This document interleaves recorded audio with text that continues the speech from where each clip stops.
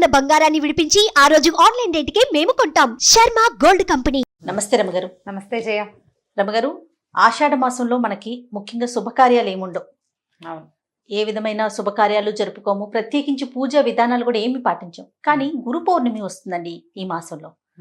గురు పౌర్ణమికి ప్రత్యేకించి కొన్ని నియమ నిబంధనలు మనం పాటిస్తూ ఉంటాము. అసలు గురు పౌర్ణమి యొక్క విశిష్టతని ఒకసారి మనం మాట్లాడుకుందామండి. ఆషాఢ మాసంలో పండగలు ఉండవు కానీ పర్వదినాలు ఉన్నాయి. ఒకటి దక్షిణాయనం మొదలవుతుంది ఆషాఢం వచ్చాక. తర్వాత తొలేకాదశి ఒకటి ముఖ్యంగా చేసుకుంటాము. అందరూ తొలేకాదశి ఉపవాసాలు అవి ఉంటారు. ఇప్పుడు వచ్చే పౌర్ణమి గురు పౌర్ణమి అంట. గురు పౌర్ణిమ వ్యాస పూర్ణిమ అని చెప్తారు. వ్యాసుల వారు, వేద వ్యాసుల వారు ఈ రోజున జన్మించారు. ఈ వేదవ్యాసులు అంటే ఏమిటి? మనకి వేదాలని భగవంతుడు ఒక పూర్ణ రూపంగా అందించిన వేదాన్ని 4 భాగాలుగా మానవుల యొక్క సౌలభ్యం కోసం 4 విభాగాలు చేశారు. ఆ విభాగాలు చేసిన వేదవ్యాసుల వారి జన్మదినము, ఆయన విభాగం చేసిన రోజు కూడా ఇదేనండి. దాంతోపాటుగా ఆయన భాగవతము, భారతము, అష్టాదశ పురాణాలు అన్నీ రచించి మానవాళికి అందించారు. అయితే ఈ వ్యాసుల వారి జన్మదినం అవటం వల్ల జగత్తుకి గురువైనటువంటి ఈ వ్యాసుల వారి పుట్టినరోజుని ఇలా ప్రత్యేకంగా జరుపుకోవాలని ఒక నియమం ఏర్పరిచి పెట్టారు. అంటే జగత్తుకి గురువు వ్యాసుల వారు అవటం ఒక సంగతి అయితే, ఈ రోజున గురువుకి నమస్కరించటము. గురువు అంటే మనని, వ్యక్తిని, మానవుణ్ణి భగవంతుని వైపు ప్రయాణం చేయించేవాడు గురువు. అజ్ఞానాంధకారం నుంచి వెలుతురు చూపించేవాడు. గురు అంటే అదే చీకటిలోంచి వెలుగులోకి తీసుకెళ్లేవాడు అని.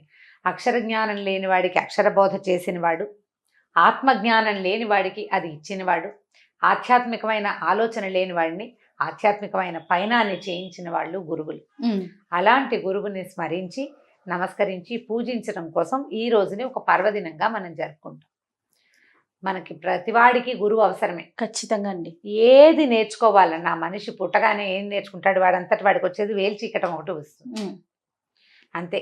ఎక్కడున్నా సరే ప్రకృతి చాలా చోట్ల గురువుగా ప్రవర్తిస్తుంది.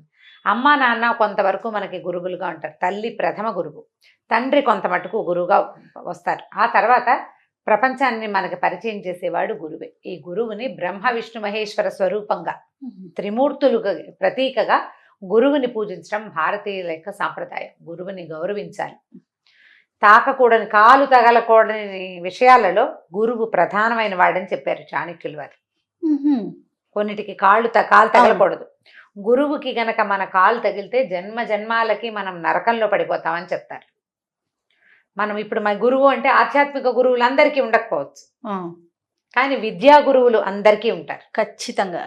ఇప్పుడు ఏ కుల వృత్తో నేర్చుకుంటారు. చిన్న పని, బతకటానికి ఉపయోగపడేది, జీవికకి ఉపయోగపడే పని నేర్పించిన వాడు కూడా గురువే. ఓ చిన్న మెషిన్ టైలరు, అతనికి మొదట కత్తిరింపు, కుట్లు నేర్పించిన వాడు గురువు.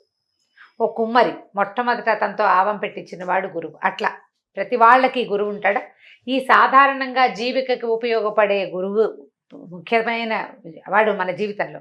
అదే కాకుండా మనకి భగవంతుని వైపు ప్రయాణం చేసే అవకాశాన్ని ఇచ్చేవాడు.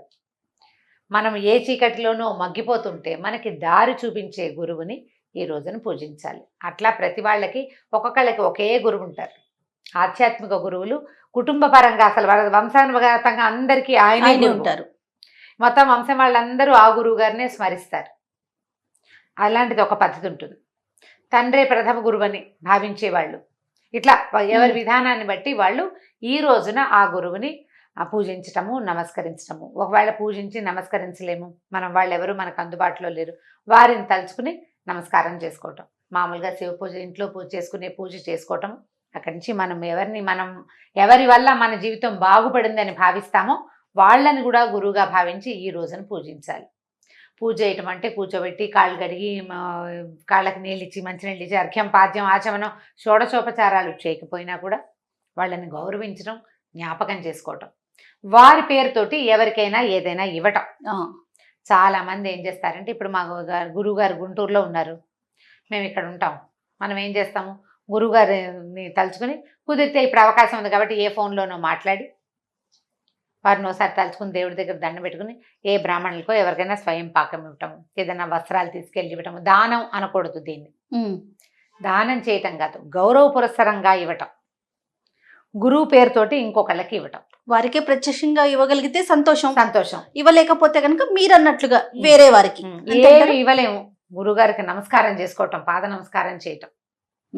గురువుకి పాదాలంటి దండం పెట్టడం కంటే అమోఘమైనది ఇంకొకటి లేదు. ఎందుకంటే మనకి ఆ మాతా పితరుల లైన్లో మాతృదేవోభవ పితృదేవోభవ, ఆచార్య దేవోభవ 3వ మహావాక్యం మనది. అవునండి.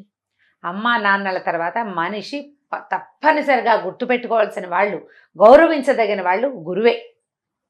అది ఏ దశలో ఎవరెవరు గురువులుగా ఉంటారో వారందరినీ జ్ఞాపకం చేసుకోవాలి, అందరినీ గౌరవించాలి.